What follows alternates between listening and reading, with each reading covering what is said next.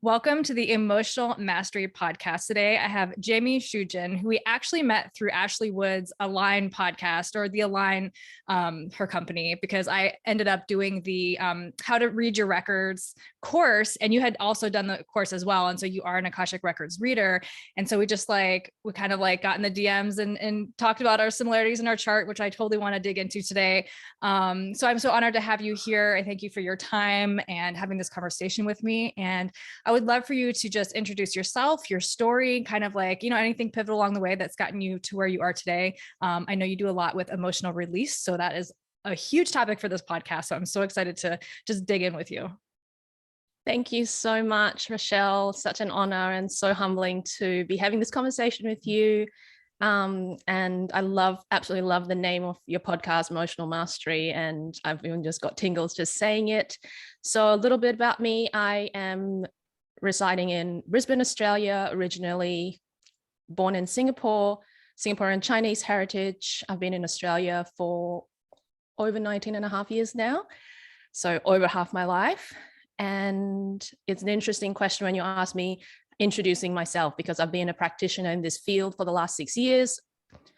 And it's always been a challenge, because boxing somebody, putting a title, putting a label, which is really useful for conversation and understanding, it's also really difficult, because it's like trying to encapsulate energy and presence to a label and a word.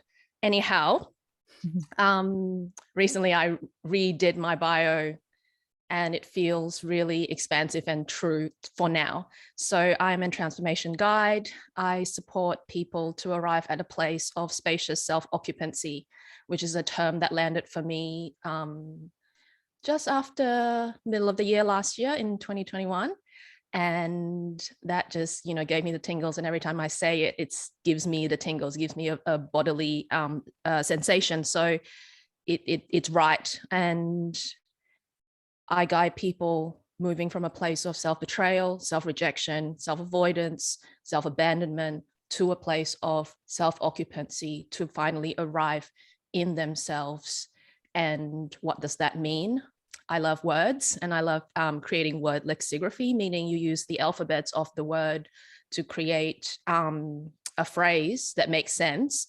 Not like, kiss. I think in school we used to say, keep it simple, silly, or something like that. Not like that.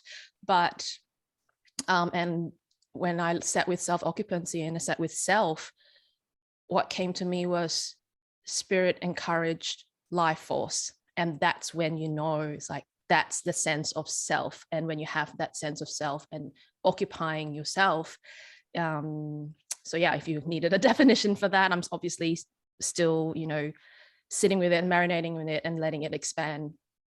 And, in terms of the modalities that I practice, I started off as a body worker, hands-on body worker, a psychosomatic therapist, yoga teacher, Kundalini yoga teacher. And I guess we can talk about this with our charts later, but a lot of my work started with the body. Because why? Because I was so disconnected from my body and my emotions and my heart until Saturn return hit, and everything, and I'm, I got pivoted back to catapulted, slapped to what I should be doing, or really what lights me up. Yeah, and I kind of, worked through the underworld. If anyone's familiar with that term, I think it's used a lot in shamanic medicine. So working with the underworld, looking at your ancestral lineage, looking at your bloodlines, looking at all of the encapsulated ancestral story within our bones, within our habits, within our psyches, to reconcile them, to give them a voice.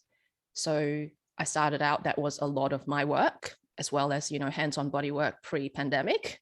And then when I got to Kundalini yoga, that really helped me with the mental faculty to start really exploring the subconscious projection and the power of the mind, the power of focus, the power of understanding what that's like, and how can we really explore and have an experience there.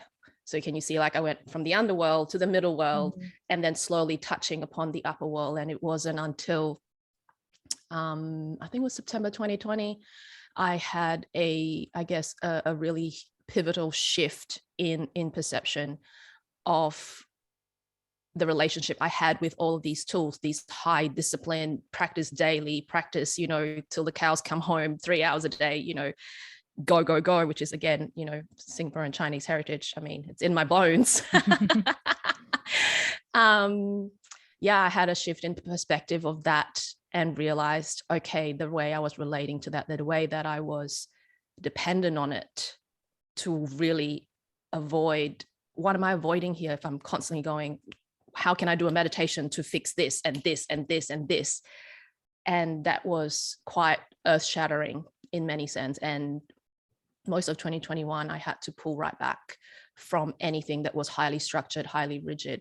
And I think you've listened to my conversation with Ashley. I explained that as all of those things were like scaffoldings. When you build a house, you require a scaffold. You can't just have a slab of earth and get to the roof. You need scaffolding. And so all of those structures and systems, and somewhere in there was also astrology and human design, were just scaffolds, or sometimes I call it the moon boot. If you have, if you've broken your toes, you need a moon boot for X amount of time, but you don't wear the moon boot for the rest of your life. That's, what's going to be underneath. I have no idea. Mm-hmm. So I had to go through the painstaking process of feeling what it's like to remove the scaffolding one pole at the time, and start to occupy the home that the scaffolding has so, supported in building. And that was scary. It was disorienting, because I thought the scaffolding, well, at least my mind perceived the scaffolding to be the glory, and really not. And that was when I started working with the Akashic Records, as in doing readings for people. I've already tapped into the Akashic Records. I think it was the eve of the new moon in Aquarius. So the eve of Chinese New Year in 2020, I opened the records like consciously for the first time. After was around about August, September last year. So literally a year after I had that pivotal, shift in perspective, opening, like working in the Akashic Records was just like putting in a radio antenna. Not that these things exist anymore with Wi-Fi and 3G and 5G, whatever. Just metaphoric speaking here, the antenna on top of the roof. And it's been an interesting process, because it feels like, everything that I have touched and been drawn to and was curious by, and all the rabbit holes I've gone into in all these different amazing tools and systems and structures and modalities after the Akashic Records, which I still enjoy working in. I still enjoy working in with body work and one-on-one individualized support through significant periods, supporting people and clients through significant phases of their spiritual awakening or spiritual transition. So it's where I am now. It's that feeling of completion in terms of everything that wasn't able to get expressed in previous lifetimes in my family lineage, because I come from a family, everyone is highly intuitive. I'm still a little not sure about the word psychic. So I'm just going to use the word intuitive, like a family of very gifted, very creative, very intuitive people on both sides. But in terms of expressing that, letting that get expressed, I feel like I'm like the first person who has actually gave that space and gave that voice, and to be able to experience that. And what a privilege, because previously there wasn't the level of awareness, there wasn't the resources, there wasn't the safety and the necessary, I guess, collective conscious structure to support that. So I feel like, wow, I've actually, right now, again, things might change in 2 weeks or 5 years.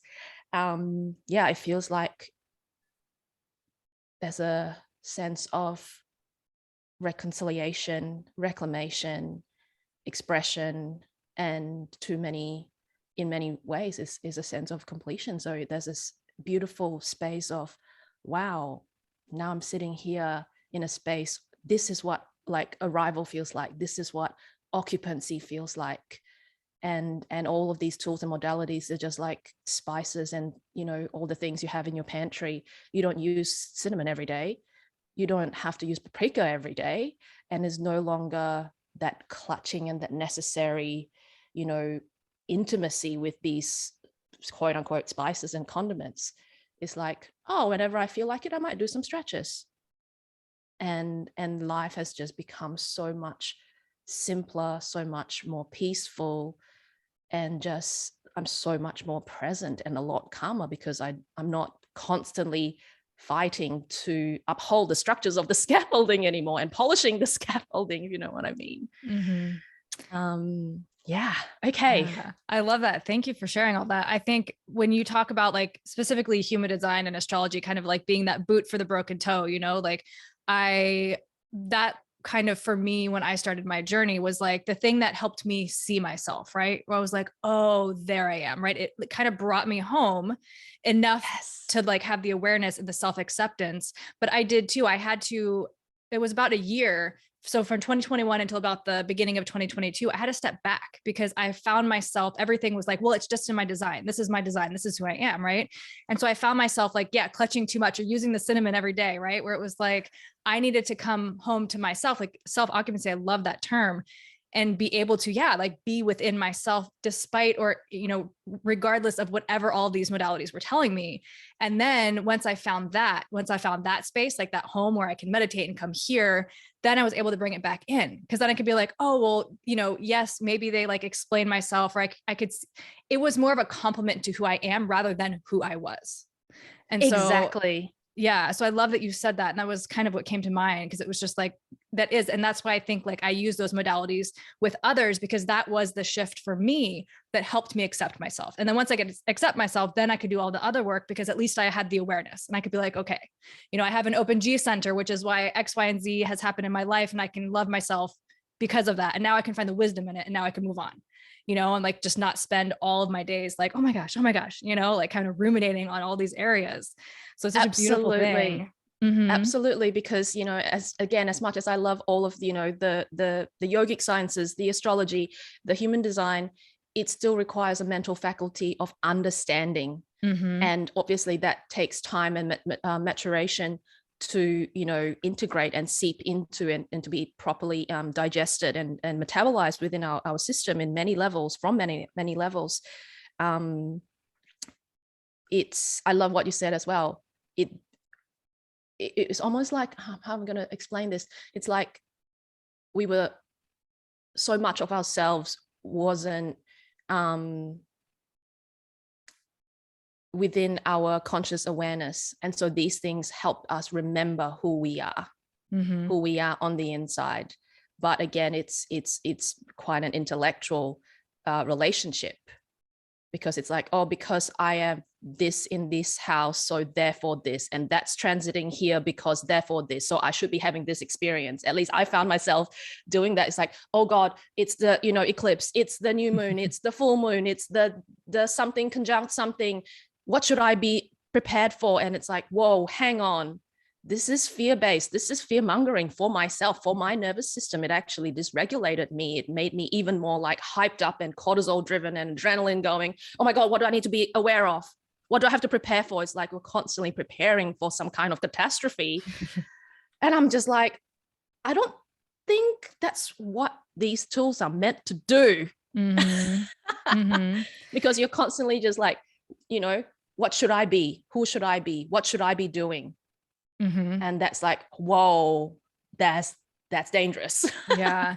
Well, and it's funny too, because like human design, the whole, like one of the biggest things they teach and talk about is getting yourself out of the head and into the body, right? But when you start, like, especially when you begin to like, I'm not that I couldn't just like learn a little bit and leave it. I had to like learn everything. So it becomes this in astrology too, as you learn it, it becomes mental trip, right? It's all this mental game of like figuring everything out and the gates and the channels and the this and the that. And so it's like hugely mental, but then having that opportunity to like step back and be like, no, now I need to come here. Right. So it is the catalyst for it, but it can be like super mental in all of that.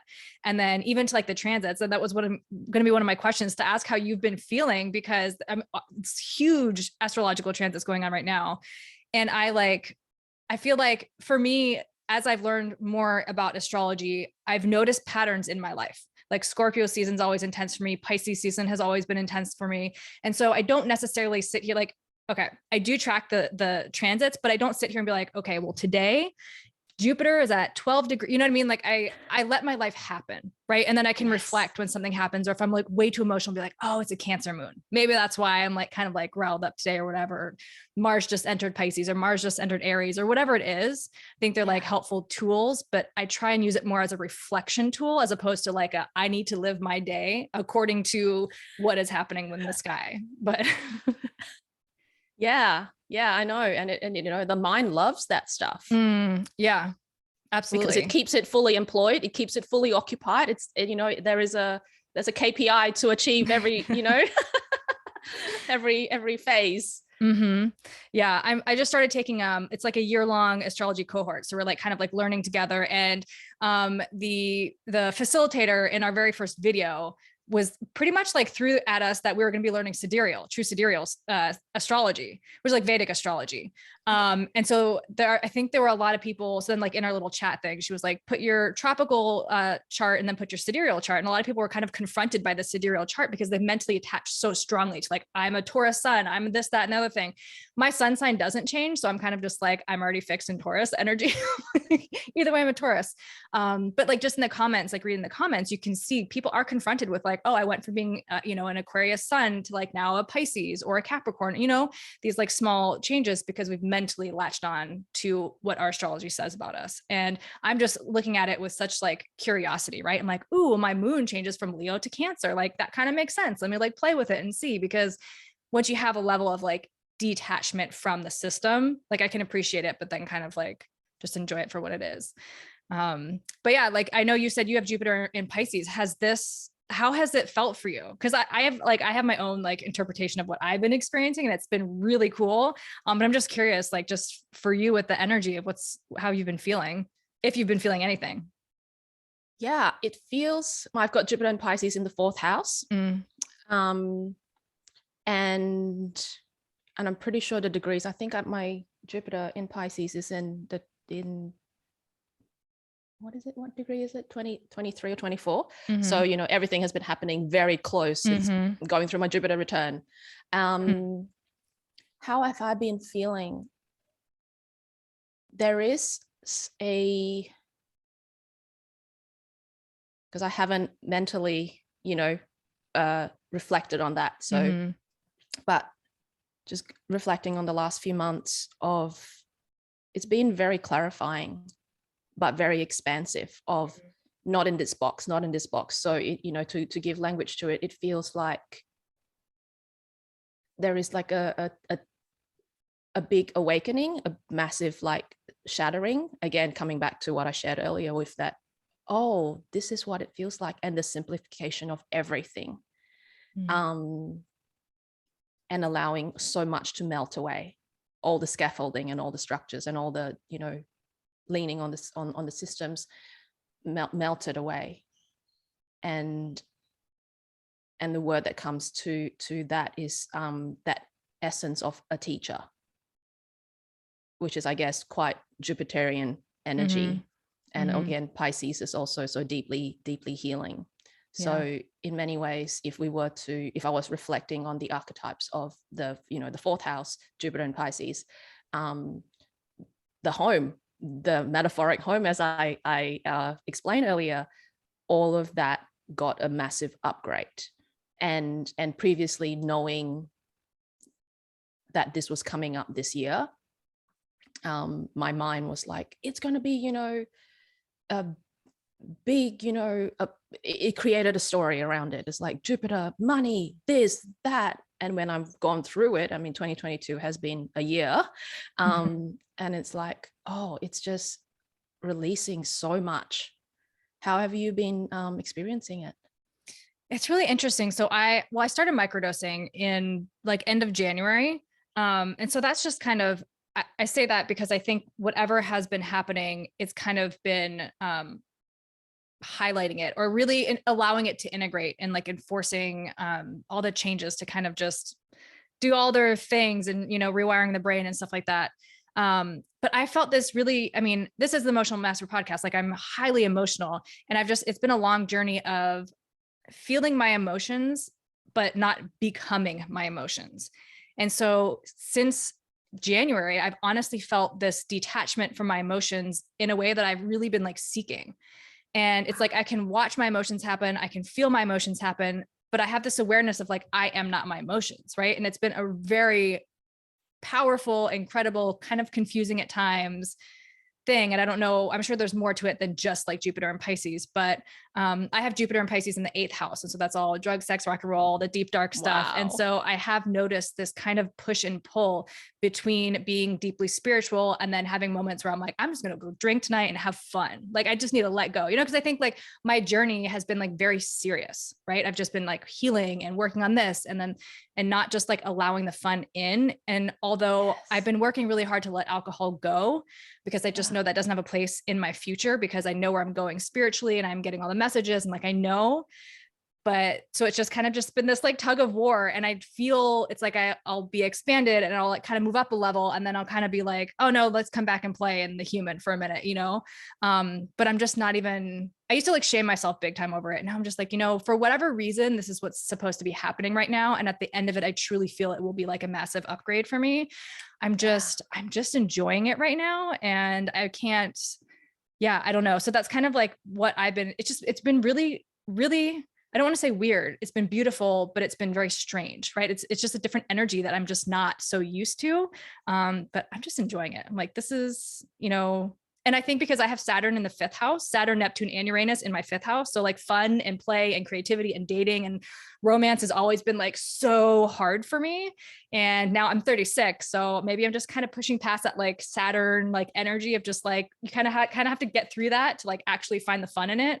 So now I'm just like, meh, we're going to go with it. It's going to be fun. So yeah, exactly. Yeah. And it's, what I hear from what you're saying is like freedom. Yes, that is literally, that's my word. That is like, yeah. Oh, I got chills. Yeah. Whenever anybody's like, just anything in relationships now, when I talk to anybody, I'm like, I need freedom. I cannot be like anybody who makes me feel any way other than free. Like, I can't be with you. I have to be able to articulate it now. And I used to not, I would just like kind of play the role and fall in line and people please. And I just can't do that anymore. I've felt the freedom now. I can't go back to it.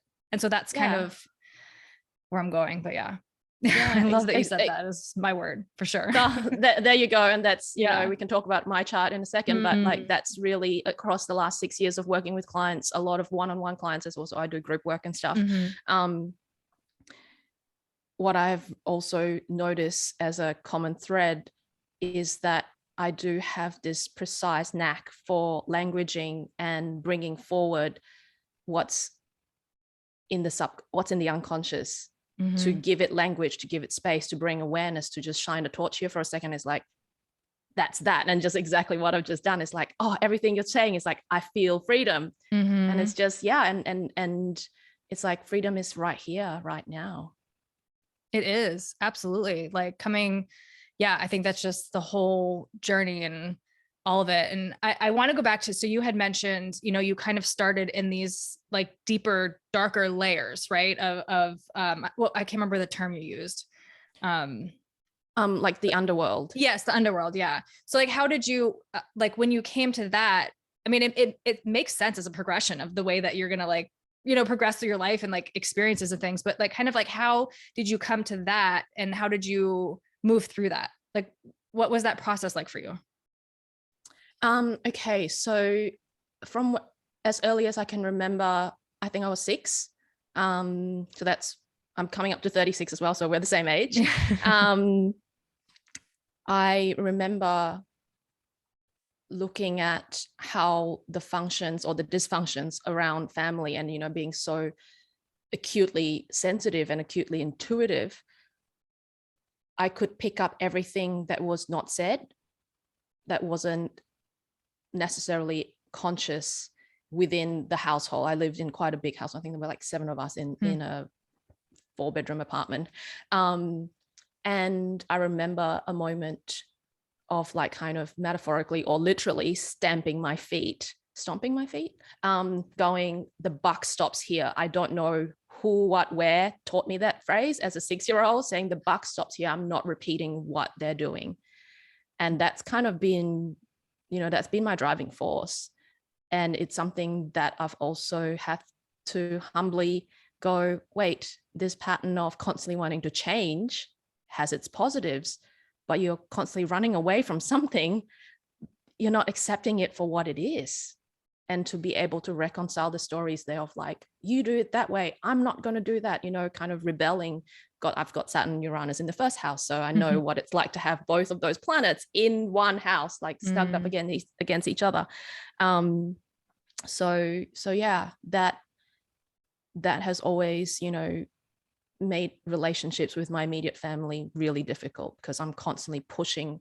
I feel like I'm always pushing shit uphill in terms of breaking free of that, which is again very, very Aries North Node of me. Very Saturn and Uranus in the first house of me going, I'm going to recreate myself. I'm going to recreate this. I'm going to pioneer this. You tell me not to do that, I'm going to go do that. And so with working with the Underworld was, I'm missing a piece here. So when Saturn return hit, I was released from my corporate job. I was an environmental environmental manager in the field of sustainable development. However, here in Queensland, Australia, it's mining. So I was doing that for about 10 years.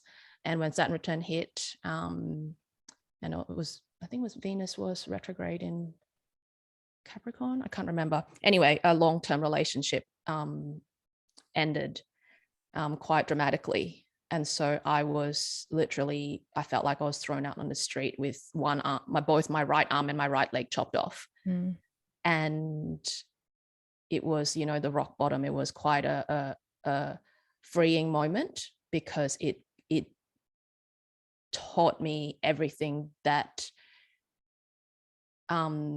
I was hiding within myself. I've always been interested in the mental realm. Like, if someone has a problem, I would be the counselor, phone Jame. If Jamie's in the room, we can depend on Jame. And it was there during a yoga class. At the end of the class, I would always find myself in tears when we would chant or when we would, use our voice. That was the only time I could cry after a very dramatic end to that relationship of like betrayal and cheating and all that stuff. And I was like, hang on a minute, I can project manage this breakup like to the T. And it ended up being quite amicable and fine. But it was during yoga that I would cry, and it's like, wait, why, what's happening here? And so I, kept going back and kept following all the messages, and did not set out to be a yoga teacher, did not set out to do teacher training, did not set out to even start a business. But it just was what I just kept going back. And so it's like, okay, follow the dots. Create the space, trust the process, which is like the tagline of when I first started my business. It was called the Spacious Nest, create the space, trust the process. And I was like, yep, still applies as a mantra for life. And stumbled upon a mentorship with a really powerful shamanic based practitioner. And she took me under her wing, and her work works through the 12 chakras.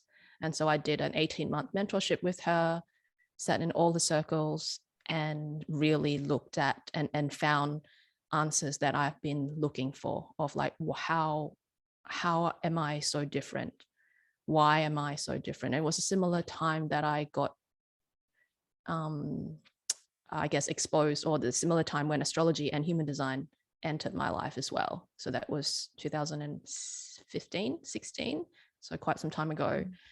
But yeah, it was through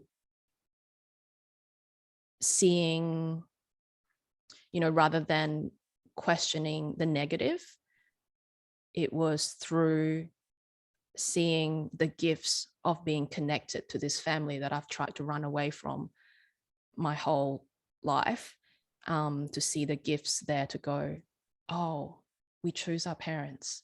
Well, that makes sense. And they've had to control me so much, or so that I learn how to break free. And what I'm really breaking free of is no different to like the dependencies that we've talked about, the dependencies of what the chart says or what the weather report says, or, whatever we're supposed to be. And so it's like, I've actually toned that muscle so much through that experience, so that I can access my creativity. So I know what it's like, so I know both sides. And in many ways, I look back now, had I not had that experience, had I had the quote unquote nurturing, supportive, quote unquote loving, my parents are very loving, again, in their own way, perfect for me. Yeah, I wouldn't be who I am today.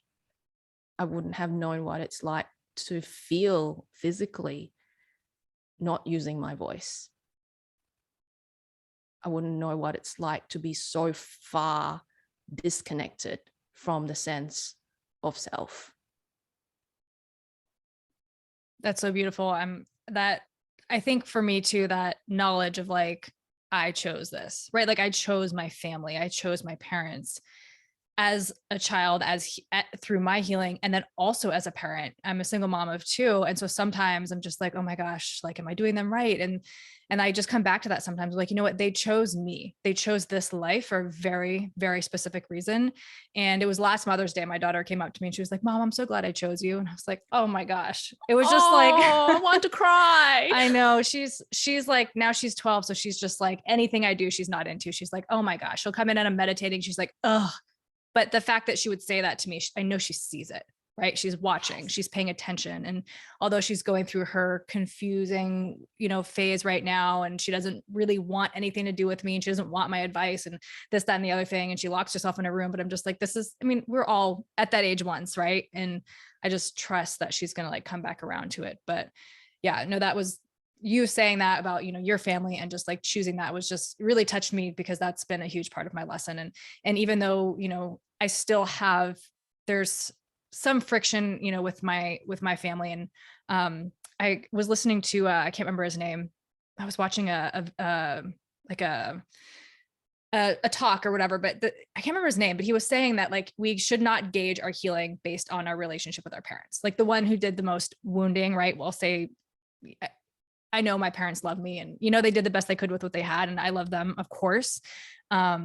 But then sometimes I do, like, I look at my relationship with like, say my mom, and I'm just like, oh my gosh, I'm not healed at all, because I still can't tell her how I feel, or I still can't communicate properly, or I would rather like do the thing and then deal with her irritation afterwards, And so I know that there's still a lot of learning left to do. But I know I've healed in such tremendous ways as well, that it will naturally, we'll get there, but I just have to have grace with myself too. That it's like, it's hard to like overcome all of this like conditioning we've held for all of our lives, and once you held it for like 30 years or whatever, it's it doesn't take overnight to like undo that. But yeah, exactly. And if I may offer a piece of advice that I have quite recently, I guess that's recently really helped me, is playing again with these words and these word lexicographies. LOVE, let other versions exist. I love that. And it could also be let our version exist. And can you imagine how much simpler and peaceful the world would be? You just let other versions exist. Yeah. You chose to date someone else. That's fine. I might have a cry, but that's fine. Like, let other versions exist. Obviously, you've got something to tie up somewhere else. And hey, you know what? I have things to do too, toilets to wash and things, sort out my wardrobe. There's just let other versions exist. And it's something that we get conditioned so much, or at least I can only speak for myself, but in the essence of love, like there are many shadow aspects to that. and not necessarily very healthy. And again, playing with these words, it's when you let other versions, other voices envelope you've lost yourself there. Other voices, she knows better, so I'm going to listen to her, etc. Teachers, people, all the things, and it leaves one very empty. Mm-hmm. But when you just let other versions exist, it's a sigh of relief. It's like, and I let my version exist too. So whoever's listening to this to go, oh, Jamie's that had that experience, or Rochelle's had that experience. It's like, just let your version exist. Mm-hmm. And it's just like, oh, so simple. And it's free. Yeah. Yeah. It's a big lesson, because we just our ego wants to control everything. And it's like, you just can't. You have to. That's been another lesson I feel like I've learned this year. It's just like being present, being now, and not like, I can't live in the past. I can't live in the future. But I will also say to that, like, ever since I started tapping into the Akashic Records and just kind of like going there, I've seen these layers of vibration, these layers of consciousness, these layers of reality. Right. And it's like, that's helped me so much in, let's say, something romantic, where I'm like, oh my gosh, but I just want that person. I want that person to want me.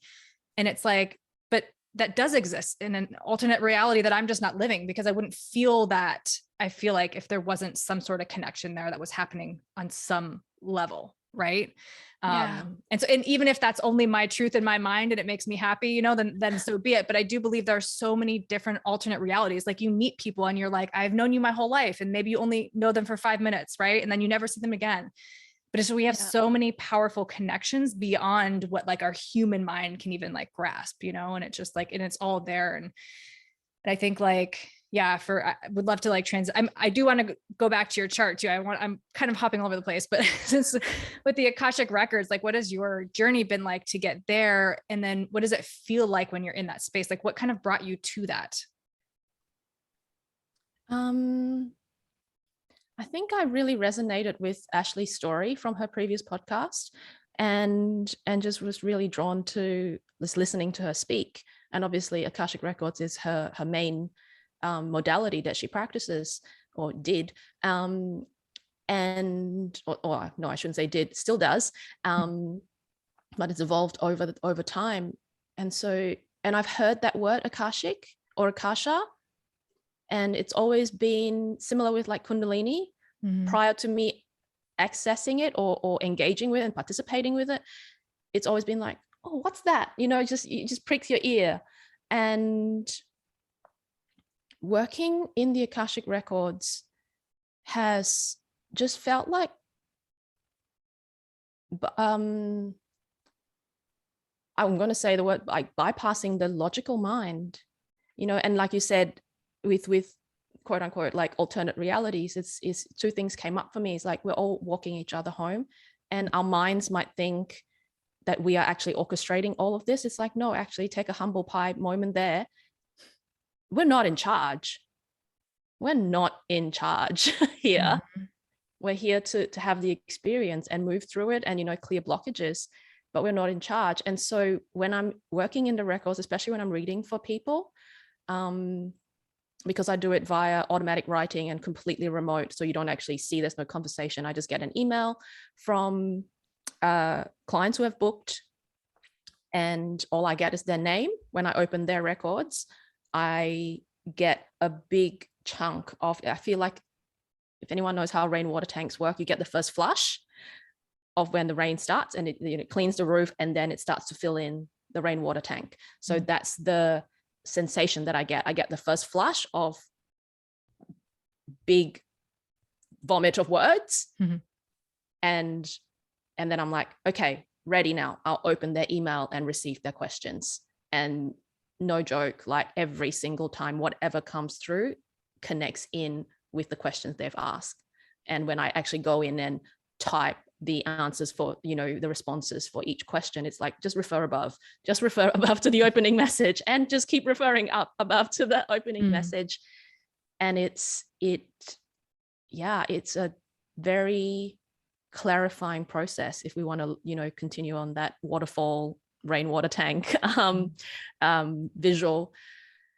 So yeah, that's what it feels like. It feels like none of us are like all the stories, all the narratives, but what if, all of that kind of clunkiness, also very human part of being human, kind of steps away, and it's so complete. Like in an hour, I've written between 1,500 to over 2,000 words in an hour. So you practically get a thesis. And I'm like, I look back on my uni years, it's like it took like, I don't know, 6 weeks or more to like write a 2,000 word essay.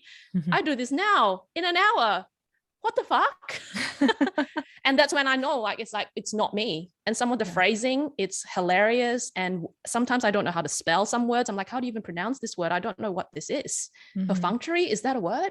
And they start to rhyme. And I'm like, okay, like I'm a poet and I'm a wordsmith, but I'm like, that's definitely not me. That's not how I speak. And so, yeah, it's a beautiful, very humbling experience of literally like stepping aside and just let the waterfall fall. Like waterfalls can be obstructed. I mean, you can try, never say never, but I'm like, you just don't do that. What was the process to like getting there? Because the very first time I tapped in, I like felt it. It was like, it took over me and I recorded myself. I was like talking, and same thing. I was like, this isn't me. Like, this is not the way I would word things. It's not the way I would say things or phrase things.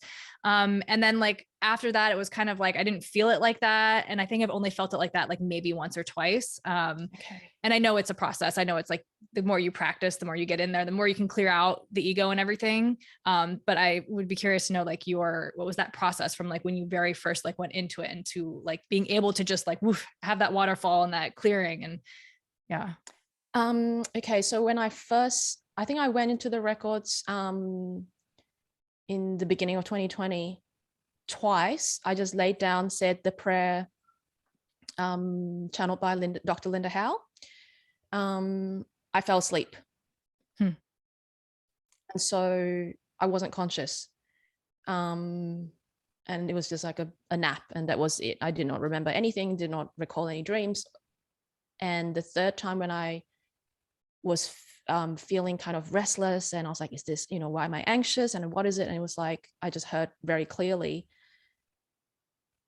And I'm going to preface this as well. 2020, I started seeing clients in 2016. So I've had like 4 years of teaching, of going, that you cannot plan anything. You just show up, and whatever comes through the session is the session. And when I first started being in my practice, like as a practitioner, I was very, very clear with clients, saying that I'm not here to like have a session with you like this. I'm not going to look you through a book or a textbook. You want to learn something, go look at a dictionary, go sign up for a course, go watch your free YouTube videos. I'm here to listen to you and reflect you back to you. So in that sense, I was already quite attuned to trusting intuition, trusting the messages. So it was like, go and get your old iPhone 5 or whatever it was. You're going to sit in this spot in your room. You're going to open the records and you're going to speak it. So I was like, okay. So I just, gone and found the old iPhone 5, press record, opened the records, and then started speaking for like 35 minutes. And I cried through the whole thing. And it was just, it was like whoever, whatever again, because we, that we can look at that and go, well, that's just another fancy story, isn't it? And I cried through the whole thing, and it was so transformative. It was like, oh, and in many ways I can look back to it. I think I still have recordings somewhere, and go, that was what was needed at the moment. And the main message from that was, we have so much to push through you. And the image I got then was like a cheese grater or a garlic press, you press the garlic through the thing. And it was like, I was the press. They were pushing the garlic through me to filter. Again, it's that very visual thing of that waterfall coming through. And I think moving forward into 2021, when I had, when I was guided, I knew I needed to take massive space from all the structures, scaffoldings, practices, discipline, all of that. I came back to what I've been doing since I was 10 years old, writing. And And that became my daily practice. I would, I created a ritual of, I'll shower, light a candle, make a beautiful warm beverage, and just get out either pen and paper or just, and just write. I just kept writing every single day, whatever came through, whatever I needed to work through, anything and everything goes. And in Ashley's Akashic support group on Facebook, I'd receive a bunch of readings then. I think my very first Akashic Record reading was on the 11/11/2019. And from a friend. And then I received a bunch of other readings through people wanting to practice. And again, it wasn't a logical, orchestrated thing. Someone was saying, I want to practice, does anyone want to do a swap?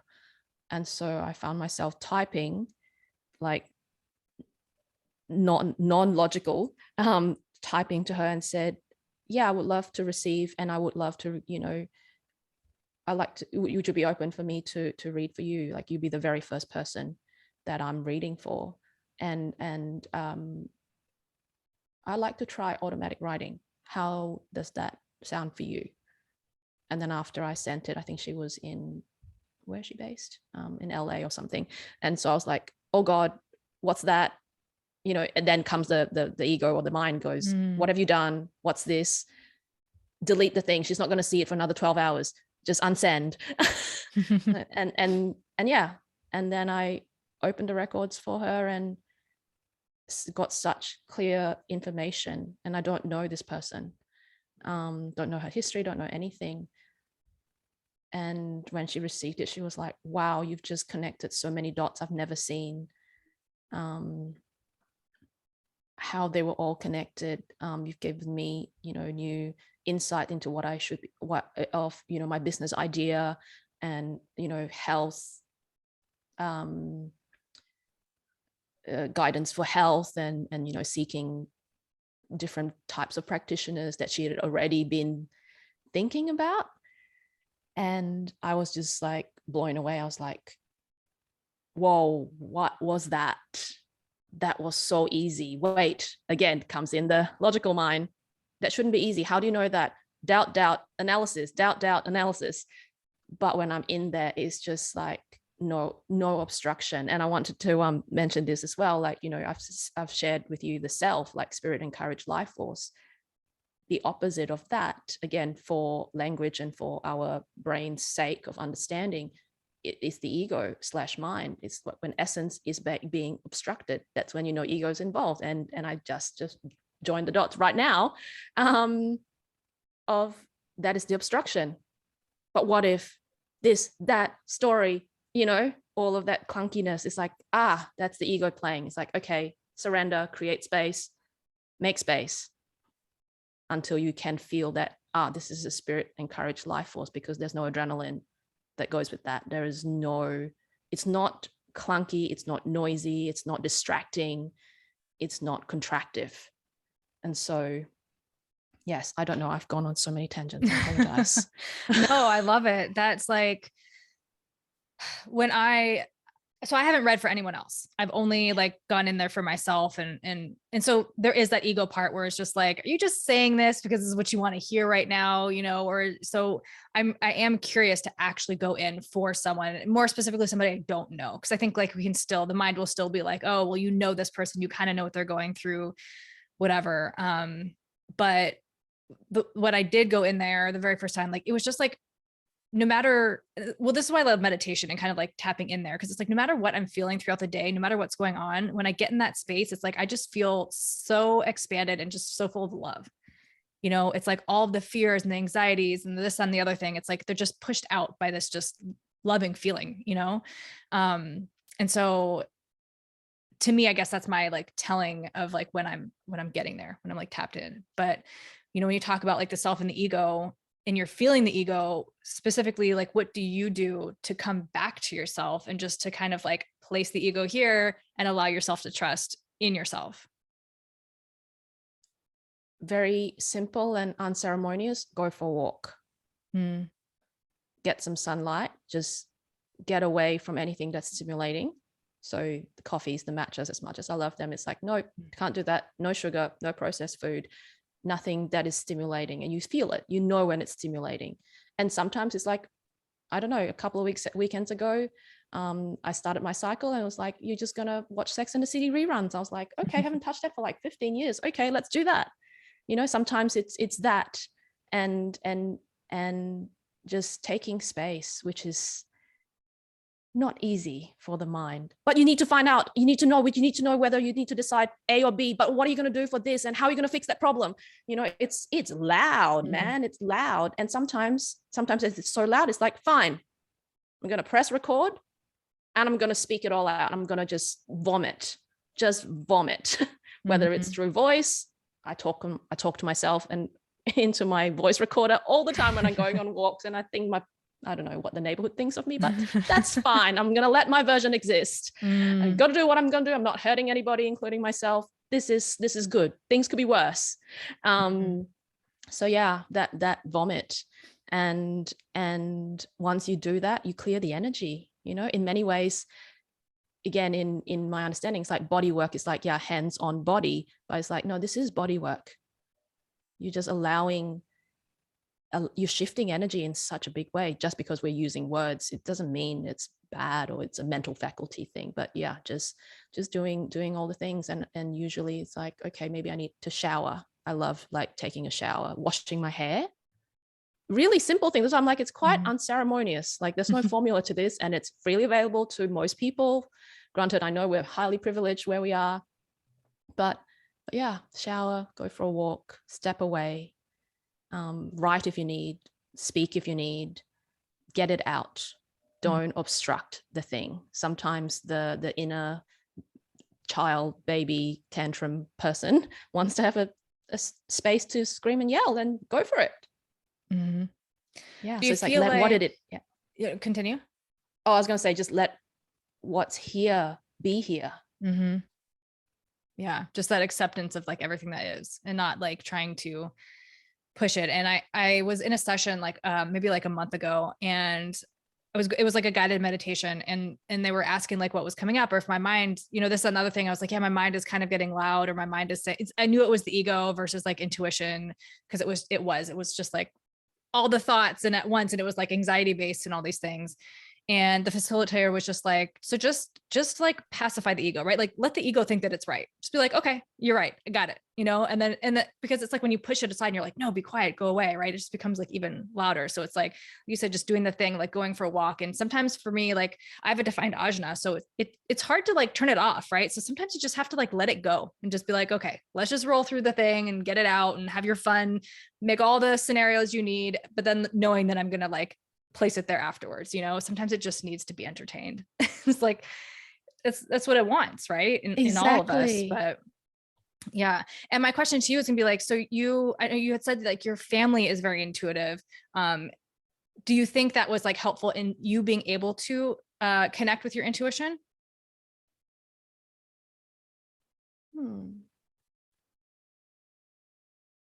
I don't think so. I mean, like I did come from quite a spiritual family.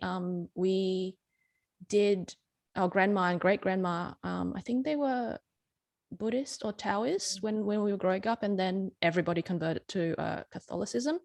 And so there would always be, you know, we would always frankincense and sage frankincense and clear the space every Friday. I can't remember why Friday, but that was a weekly ritual. And you know, mopping and sweeping of the floor happened every day, sometimes twice a day. So there was always a very beautiful practice of clearing space and tidying things. And Dad always said, never leave anything on the floor. Of course, that's what I do. I sit on the floor, I do everything on the floor. But yeah, it was I don't know if the intention was that consciously to like keep clearing the space, or whether it was from, you know, a less aware place, but it did that. And we would honor like the Hungry Ghost Festival and all of the different celebration or I was going to say seasonal festivals, you know, the Mid-Autumn Festival, et cetera, And even like my Shujun was given by a feng shui master who obviously looked at my birth details when I was born to give me that name. And I can look back and go, wow, that so makes sense, because Shu means pretty and beautiful, is that feminine essence, and Jun is knight, as in with a K, knight, a lord, almost like a protector, a leader of sorts. And now that I've learned like human design and my astrological chart through Placidus, haven't looked into anything else, because I'm like, that's enough.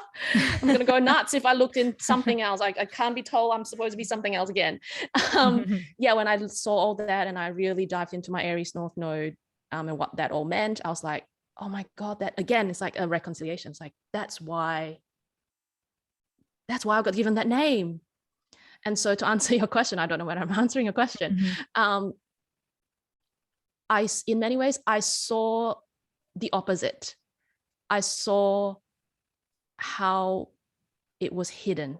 Like, it's like, I think my aunt used to say to me, your grandma knows things. Your grandma knows things, but it was always under the guise of like hush hush. And I think my uncle, so my dad's older brother, when we used to I think when we moved to Australia, that was like a thing that they loved doing, going into open home auctions, and just to see how different houses are, because the houses here are like 10 times bigger than Singapore's little cube of an apartment. And he would always see spirits coming up down from the ceiling, like a face, and I think he can speak in tongues. And so I guess knowing that and how fearful it was showed me, it's like, no, do the opposite, Jamie. It's like, oh, you've known this. And when I again track back and reflect the dreams I was having during intense moments and pivotal moments within the family, I can look back there and go, oh, that was so, like, that was important information that came to me in my dreams about that particular situation. But obviously I didn't know and have the tools what to do with that. I don't know if I answer your question. Yeah, absolutely. It's beautiful. I mean, I know for me, like, I came from a family that was very disconnected. Even now, it's just like kind of like, my dad is Catholic. He goes to church every Sunday, but it's very, I asked him once, he was like, well, I go just in case, just in case there's something beyond this, but it's very like cut and dry. It's like, you live your life, you work, you die, and like, that's it.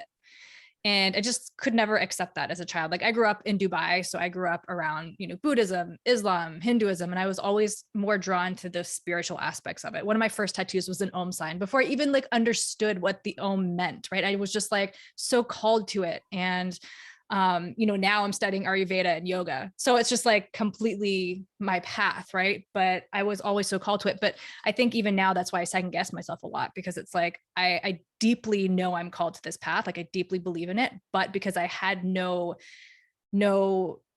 showed me in my childhood that this was even possible. I didn't know anybody that was intuitive or psychic. I mean, psychic to me was like, oh, like 1-800 psychic hotline, like some fake person on the other end, just like, blowing smoke for $1. So I didn't even, it was a whole new world that opened up to me. And like, even now I'm I'm the one that's just like out in the clouds in fairyland, and my family's just kind of like, okay, have fun. They accept it, but it's very, we don't have those conversations. It's not like a thing. So it's like, I have everything, here, and that they're here, and it's, it's not intertwined in any way. But I just believe one day if they're called to like know anything, or, what I mean? Like, they know what I do. All my friends and family, they know what I do, and they know, like, I'm just, but I don't push those conversations on anyone. I just like, I have to find my people and my community and my space, and I just allow myself to go there. So yeah, exactly. And I don't think I've showed you this. This is my birthmark. Can you see a witch?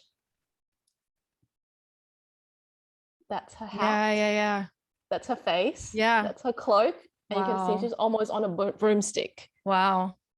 And that's on my left arm, wow. the feminine arm. So I was born with this. I did not know that to me was just always a birthmark. And all through when I was growing up, everyone, every single person will be like, grab my arm and go, oh no, you got burned. And it was the eve of 2020, like 31st of December 2019. 2029. Whoops. That's a bit of the future, Jame. Projecting. Yes, just projecting. Someone in all places at a pub got my arm and said, you have a witch. And I looked at him and went, really funny. Like, I don't know what you're on, but thumbs up, buddy. Great. And he's like, no, you have a witch. I was like, yeah, great. Haha. And he's like, no, look. And he grabbed my arm and told me. And I was like, what? I've never known this before. And then it all made sense. It's like everybody saw everyone, like strangers. They're like, you got burned. And I was like, hell yeah, I did. Marked, branded. Yeah. That is amazing. I love that. Yeah. So, okay. Going back to human design, I would love to, I know you are a manifester. You have 1222, which is my connection to my throat as well.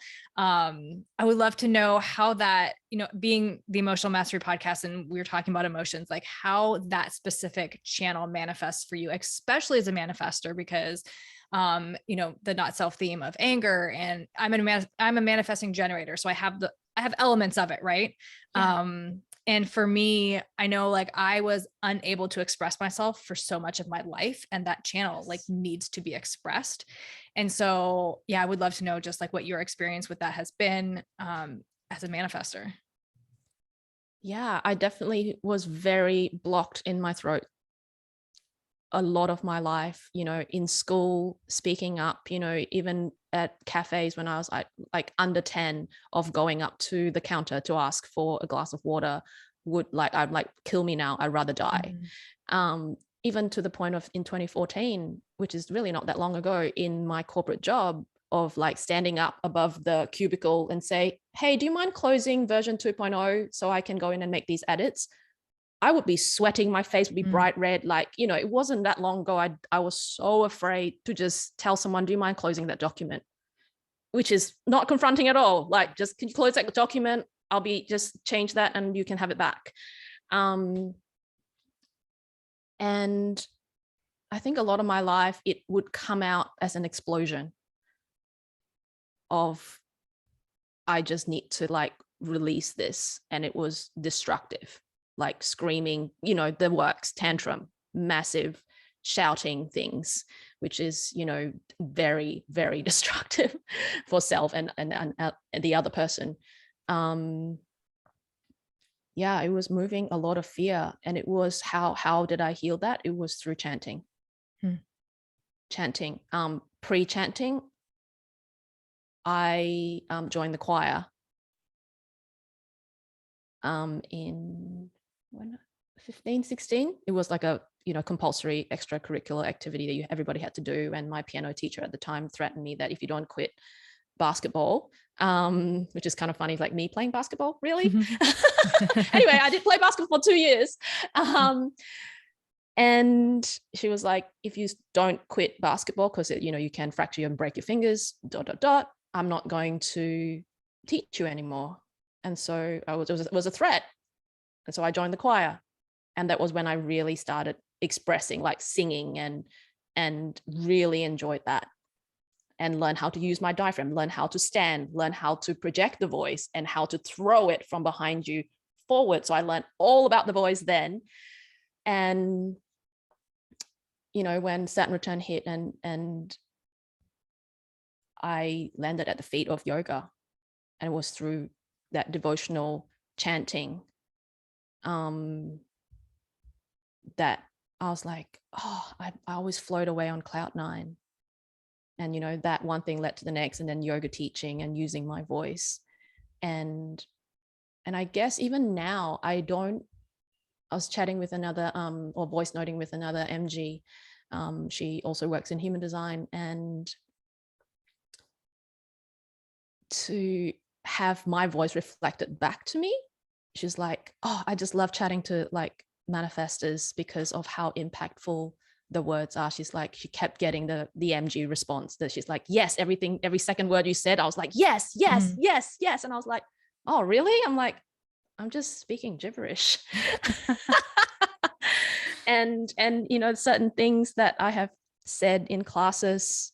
I think a student asked me once, what's the difference between sage and Palo Santo? And I said something pretty innocuous, like to the point of comedic, like to me, it's like nonsense. And she's like, that just made sense to me. And I've always remembered that. And you just start to remember, like, I get reflected back of like, I remember your words. I remember these specific phrases that I don't, again, no logic mind comes out of my mouth. And it's just like, I always come back to that. And lately it's that love, like let other versions exist, or like create the space, trust the process. And it's through that using of the voice to say what everybody is unconsciously feeling or thinking and bring that to the forefront. And they're like, oh, and it shifts energy. Just like when I said freedom and you're like, oh, yes. I was like, yes. Yeah. And that's your only channel, right? The 1222. That's my one and only channel. Bless me. For better or for worse. Yeah. Well, I mean, and you said 12 is your conscious sun, right? Is that what you? Yes. Okay. Yeah. So you're literally like your throat is in your sun. Is your personality. Yeah. Yeah. I love it. I love it so much. Do you have any other like activations within the throat or the solar plexus? Like any other gates? Hang on. I haven't looked at my chart for a while. So just give me a second. What's interesting is that during this time of, like you asked me about Jupiter in Pisces, it's been like, I lost everything on my computer. I was literally in the middle. I opened someone's records to do their reading and the computer just went kaput. Like it just went bing, it made a sound and it was black. And then I lost everything on it. And it was so, where am I going? Pulling up my chart.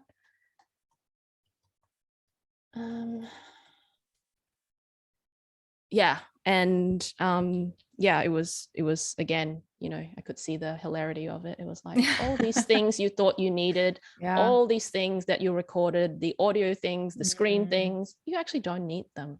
Yeah. You're not going to get rid of it. So we're going to tidy it up for you. Yeah. Forcing it on you. Exactly. Yeah. So it's like, okay, amazing. Yeah. Thank you. And what a lesson in just surrender, right? So what can you do? Exactly. And then of course the mind panics. Oh my God, I'm not going to be able to get that content back. La, la, la, la, la. And then it's like, no. Okay. So I've got 1222 is my only full channel and it's conscious. Yes, conscious sun is 12 in the fifth line, obviously, because I'm a 5-1. What was your other question? Throat activation. If you had any other gates in your throat. 31. Okay.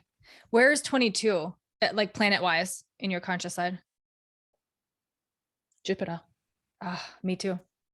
I have been diving into that because of this Jupiter Neptune conjunction. Like I really wanted to really just, I don't know, understand fully the 22. It comes up for me a lot. And like I had a reading not long ago and my word was listen, right? And 22 is the gate of the listener. It's like, it's this listening, but not just verbally, right? It's not just like listening to what you're saying. It's listening to energy and frequency. And it's so deep. And it talks about, so Richard Rudd, I do the gene keys, right? And he talks about the Akashic records within that gate 22. And it was just like, so much of it was like absolutely beautiful. He talks about Jesus and Buddha and just like these, it's so deep. It is so, I was just like blown away. And I was like, of course that would be my Jupiter. Like, why not? Right. Oh my God. I never knew that. Yeah. Yeah. And so it just like felt so natural that like, of course I was drawn to the Akashic records, right? Cause it's literally like part of like my design. Like it's part of like that expansion, that luck and like abundance and everything is just like so tied to that. So I just, it's so beautiful. I love it. No, that's so, yeah. I didn't know that. I didn't let myself go that deep, even though I knew I wanted to. It's like, no, just, just step away for a minute. You can, always, textbooks are there. You can always go back in and study. But yeah, I didn't know that. And it makes sense because when I sat down again to play with the spelling of Akashic records, all-knowing almanac, Mm. synthesizing higher individual consciousness, returning everlasting clarity on receiving divine support. I love that. That's the Akashic Yeah. Records. Yeah. Bunch of words. Yeah. You definitely have a gift with words for sure. It's beautiful. It's beautiful. It's really, really fun. Yeah. Is there yeah. anything like any messages that have been coming to you recently, anything energetically that's just kind of like been coming up for you? That's a good question. I think a lot of what's been coming up for me has been coming up in these cute little word lexicographies. Mm-hmm. So trust, total reliance upon spiritual timing. Drama, and again you can reflect this back to the lunar nodes of the Scorpio South node, and having so much Scorpio in my chart. I don't know if you want to talk about that, because we have a lot of that similarities when we first connected. Of that, the drama of, dependent relationships are messy always. Destructive roles are messy always. At the same time, direct reality activates massive awakening. So, working with these words and, defensive reactions are messy always. And I think I played with one around like react as well. So it's, these are, I'm in many ways, these words are remedies for me when I'm feeling particularly activated in those emotions and in those scenarios. It's like, once I make the word for it, I'm like, it's like, boom, done, clear. And I've actually done it in the middle of a session as a client. I solved myself. Yeah. And the practitioner on the other end just went, nope, I'm not supposed to help you on this. You need to figure it out yourself. And that was when I made drama. And then we shifted that whole story with drama. Like, I was like, this is like magic. Yeah. What is this? This is so cool. Wow. I love that. So are you a Scorpio rising? Scorpio moon, you are. Scorpio rising. Okay. Oh, wow. Yeah. And no, I know we have that. I have a moon square Pluto. So your Pluto is in Scorpio? Yes. Okay. And so your moon's in the 12th house too? Yep. Moon conjunct Pluto. Moon conjunct Pluto. Okay. In the 12th. Yeah. How does that feel? Like, intense? How is that? Yeah. Because I have my moon in the 12th too. Mine's in Leo. And I notice for myself, it takes me a while to actually understand. I'm good at feeling. I'm really bad at articulating, because it takes a while to be like, I feel all these big emotions, and mine is square Pluto. So that's just like it's constantly like battling, so it's like, I already have the 12th emotions hidden from me. And then I have the square to my Pluto, and it's just like a lot of friction. But I do notice it takes me a while to like feel through things. Which is why whatever's been happening to me over the last like 5 months has just been so empowering to be able to like feel it, but not necessarily need to assign a label to it. Right. Just like allowing myself to, but yeah. So for you, how does that feel with that setup? Intense. And it definitely feels like, in my body, it feels like it's something that needs time to build. That intensity, it will build until, when the time is right, the shift happens.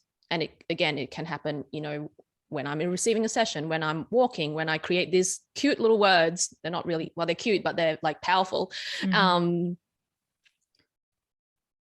And in terms of how I walk in life with it, it's a lot of information. I get a lot of information. I can see through so many things. And so it's been a real journey, very transformative and very liberating of healing the I guess the wound, if you like, around rejection and aloneness and alienation, you know, again, this is all very primal feelings, right? I'm but what if I'm alone? What if I'm left alone?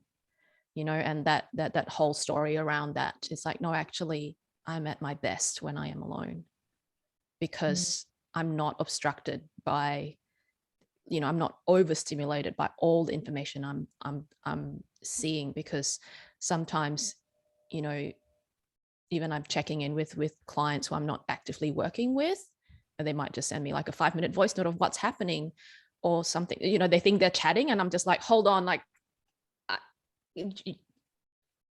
can you just book in for a session? Because while we are just chatting, I'm getting so much information. I'm like getting where the blockage is, what's in the way.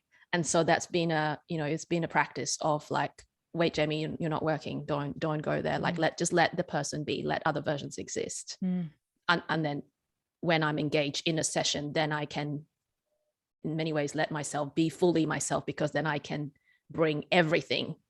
You know, I don't have to necessarily go, not right now. Yeah, you can just allow it all to exist in that space. Definitely. And again, with like the moon conjunct Pluto, there's a lot of the, you know, power dynamics, massive. I feel like my whole life I've been learning to navigate that without, again, destruction, without manipulation, without any of that rage. I was going to say anger, but I'm like, no, it's a rage of like fighting against and you know, that really strong plutonic energy of just wanting to just do or die.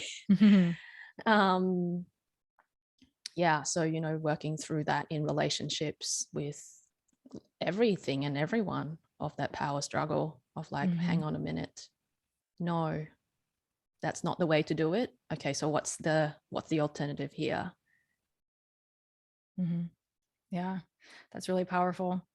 Yeah, I mean, is there anything else that you would like to leave the audience with? I literally could talk to you all day. I have to pick my son up in 30 minutes. Unfortunately, I was like, oh, but if there's anything else, any other message, I mean, there's so much in this conversation that people can just like take with them and just like feel more empowered and connected, because even just like I've gained so much just from this conversation with you.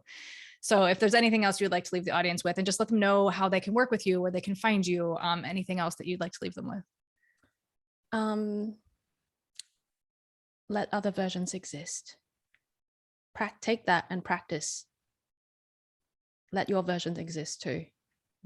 And really tap into the energy of that. Let yourself feel that anytime, you know. Yeah, I think that's that. I'm going to leave that there.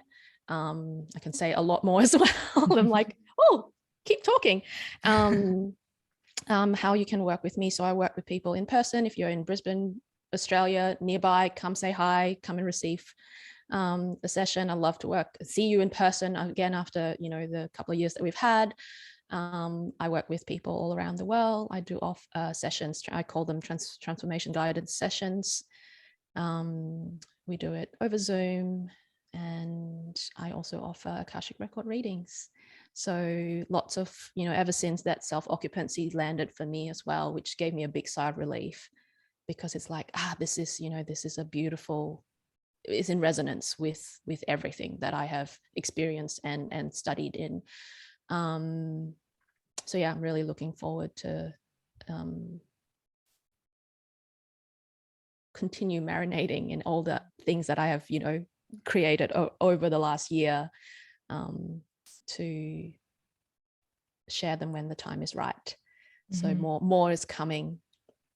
And you can find me on Instagram at Jame Shujun, Jame as in Jamie Oliver, JamiesHujun, and the same for my website, jameshujun.com. And I'm sure Rochelle will leave all the links and etc. in the show notes. Yep. And just say hi, you know, let me know how this conversation has transformed you, insights, clarity, questions. I welcome all of that. So feel free to connect.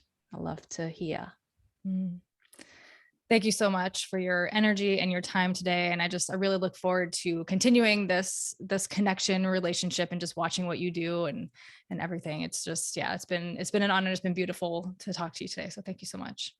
Oh, you're so welcome. Thank you, Rochelle. Of course. Bye. Bye.